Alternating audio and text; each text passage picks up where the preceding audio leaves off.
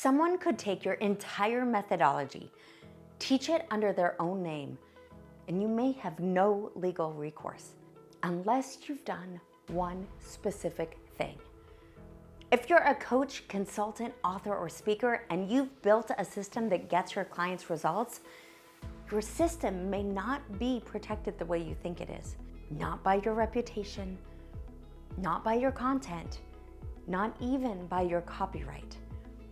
For most coaches, consultants, authors, and speakers, the single most important step to making your methodology legally yours is giving it a distinctive, trademarked name. And most experts never do. Today, I'm walking you through how to name your framework so it's memorable, protectable, and builds real business value. And later in this video, I'm going to tell you about a fitness mogul who took someone to court for copying her method. She had the brand. She had the celebrity clients. She had the audience. And the court said, you have no claim. If we haven't met yet, I'm Ellie Shefi, attorney, strategist, 12-time #1 international best-selling author, and founder of Made to Change the World Publishing. I help coaches, consultants, and thought leaders turn their expertise into an IP-protected book that actually builds their business and their brand. Now, before we get into the how, I need to explain 3 things. If you don't understand these, nothing else in this video will make sense. There are 3 important parts to what you've built. First, your methodology. Second, your branded name. And third, your book or other written content. You may think that they're similar, but they're not. The law treats each one completely differently. Part 1, your methodology. The step-by-step process you take your clients through to get a result. If you're a coach, it's how you coach. If you're a consultant, it's how you solve the problem for your client. Now, here's the hard truth. Copyright and trademark law will not let you own a method, a system, or a process. Anyone can learn your method and teach it in their own words, completely legally. So how do you protect your methodology then? Indirectly. You copyright the book that teaches your methodology so no one can copy your exact words. You trademark the distinctive name you put on your methodology so no one can market their version under your brand. Both create legal protection for your methodology and your content. Now, second, your book or written content. When you write a book or create a course that teaches your methodology, your specific expression of your methodology is copyrightable. The exact words you wrote. But copyright protection does not carry to the underlying methodology itself. Someone can read your book, learn your process, and teach the same method using different words. Totally illegal. If you want to understand how copyright actually works for your book and how to register it before you publish, I made a whole video on that. I'll link it right here. Now, part 3, your branded name. This is the piece that most people are missing. Your branded name is the distinctive label that you put on your methodology. It's not a description like my coaching process. It's a name that is uniquely yours. Story brand is a branded name. Profit first is a branded name. The 5-second rule is a branded name. They're not descriptions, they're brands. Under current US law, a name cannot be copyrighted, but a name can be trademarked. When you trademark a name, you're protecting the brand identity attached to it. That's the distinction most experts miss. Now, I know this is a lot, so let me make it simple. Your methodology itself, not protectable through either copyright or trademark. Anyone can teach it. Your book, copyrightable. No one can copy your exact words. Your branded name, trademarkable. No one can use your trademarked name to sell their version of what you do. Copyright protects your expression. Trademark protects what you called it. And that branded, trademarked name is what this whole video is about. Now that you understand why the name matters, let's talk about what goes wrong. Experts name their framework something generic. the success system, the transformation framework, the business method. Now, I know why. I mean, these names feel professional, they sound authoritative, they're broad enough to work across different contexts. But here's what happens. You file that with the USPTO and try to trademark it, and the examiner sends back a refusal saying, descriptive, merely describes the goods or services. Generic names cannot generally be trademarked, and names that can't be trademarked don't stick in your memory. Your client finishes your program, and 3 months later, someone asks what system they used. They can't remember. Compare that to StoryBrand or Profit First. No confusion, no fumbling, immediate recognition. Let me show you what happens when someone protects their framework name and when they don't. Tracy Anderson built one of the most recognizable fitness brands in the world, the Tracy Anderson method. She trained Gwyneth Paltrow, Madonna, and a host of other A-list celebrities. She had studios in New York and LA, and she had millions of followers. Then a former employee, Megan Roop, left and created a competing program called the Sculpt Society. Similar movements, similar techniques that Anderson considered to be the core of her method. Anderson sued for copyright infringement. She argued that these exercise sequences were her creative expression. She lost. The court ruled that exercise routines are functional. They're methods, systems, processes. Under Section 102B of the Copyright Act, you cannot copyright a method.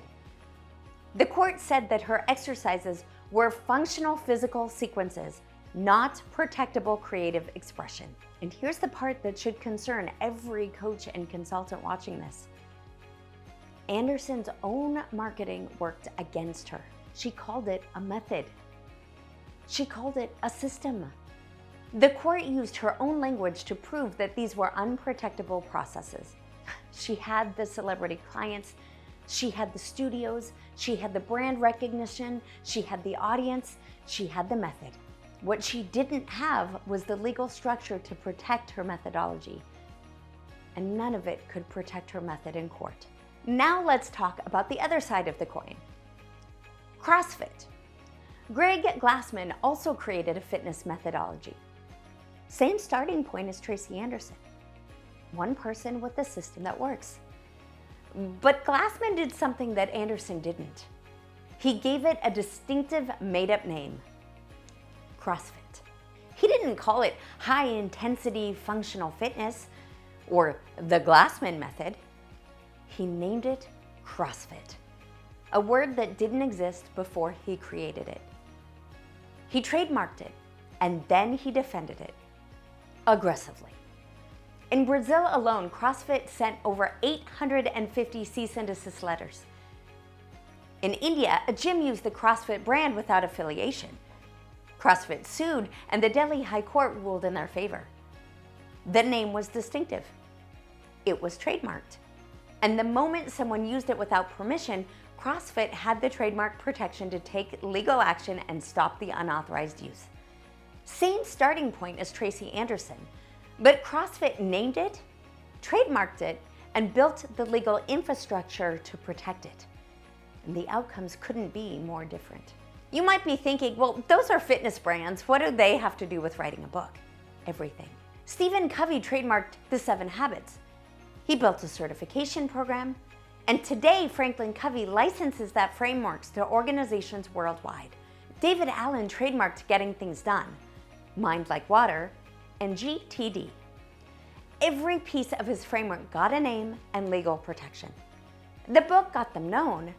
The trademarked framework name is what made them an industry. The book was a vehicle. The trademarked name was the business asset.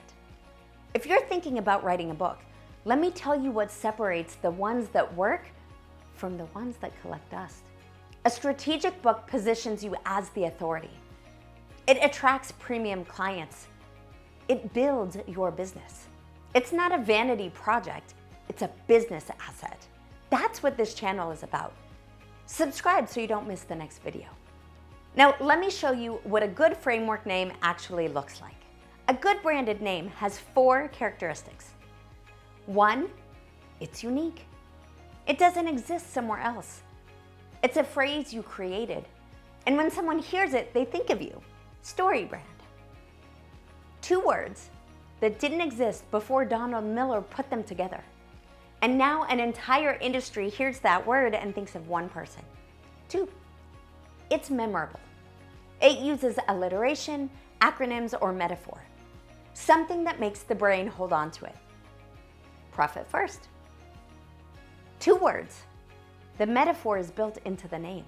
You hear it once and remember it. 3, it's outcome tied. It hints at the transformation. The 5-second rule. You already know what it promises before anyone explains it. It's not generic. It's tied to a specific action and a specific result. 4, it's easy to say and spell. Your client should be able to tell someone else the name and have them understand it immediately. Now, when you hit all 4 of these, you're in a strong position for trademark registration. That's what the USPTO is looking for: distinctiveness. And these 4 characteristics are how you demonstrate it. Now, here's how to build a distinctive name in 4 steps. Step 1, map your process. What does a client go through when they work with you? Map the phases and the milestones and write it down. This is your framework before it has a name. Now, one of my authors, a combat veteran, came to me knowing that he wanted to write a book, but he didn't have clarity about all the details. When we sat down and mapped his process, we realized he'd actually built a complete system for other veterans. He said, it was so much more than a book writing retreat. It was a space to strategically build my business and my brand. By the time we organized his steps, he had a framework and a complete business model. Step 2, now organize the steps. Your methodology needs enough depth to become a book. Each step becomes a chapter, and a strong nonfiction book runs 9 to 12 chapters. That's your target. So enough to give each step the depth it deserves. Structured enough that a reader can follow your process from beginning to end. Step 3, name each step. Look for consistency. Are they all action verbs? All outcome words? If your steps are discover, design, deliver, and deploy, that alliterative pattern might lead to the 4D method. Still with me? Good, because step 4 is where most people get it wrong. Step 4, name the system and lock it down. You need a distinctive name that captures the essence. Test it against the 4 characteristics. Is it unique, memorable, outcome tied, and easy to say? Once you have the name, use the TM symbol immediately. You don't need permission for that. You don't need federal approval. The TM symbol simply says, I am claiming this as my trademark. Then be sure to file with the United States Patent and Trademark Office. Now, filing fees are a few $100s per classification, and the process typically takes 8 to 12 months, and it has specific requirements around classifications and specimens of use. But once registered, then you're able to use the R with the circle around its symbol. That signals that you actually have a registered trademark and federal protection. You'll need to maintain your trademark with a declaration of continued use between years 5 and 6, and you'll need to renew it every 10 years. Now let's talk about 3 mistakes I see experts make after naming their framework. Mistake number 1, inconsistent naming. You call it one thing in your book, something different on your website, and something else when you're speaking. Pick a name.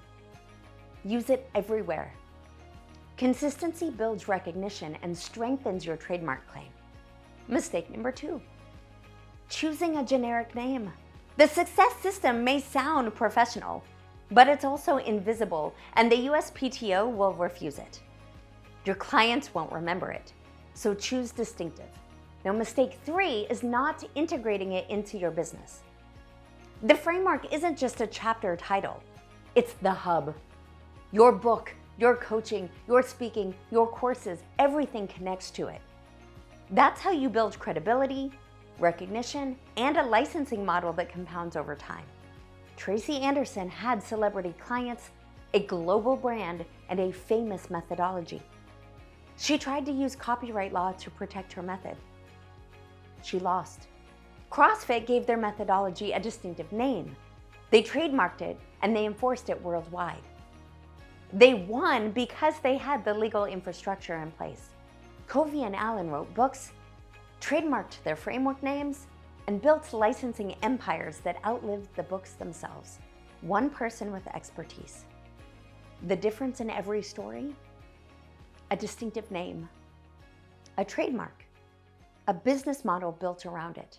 Your expertise is valuable, but it's not fully protected until it has a branded trademark name that you're using consistently, protecting legally, and building your entire business around. Whether you're writing your first book or regrouping after a launch that didn't land the way you wanted, this is where the real work begins. Name your framework, protect your framework, build everything else around your framework. If you want to go through this entire process with me, the Best-Selling Book Bootcamp is where we do exactly that. The link's in the description. Now, once you've named your framework, the next question is, how do you actually turn it into revenue? Not book sales alone. I'm talking licensing, speaking, coaching, certifications. I made a video that walks you through exactly that. It's the natural next step from what we covered today. So be sure to subscribe so you don't miss what's coming next. And remember, you were made to change the world.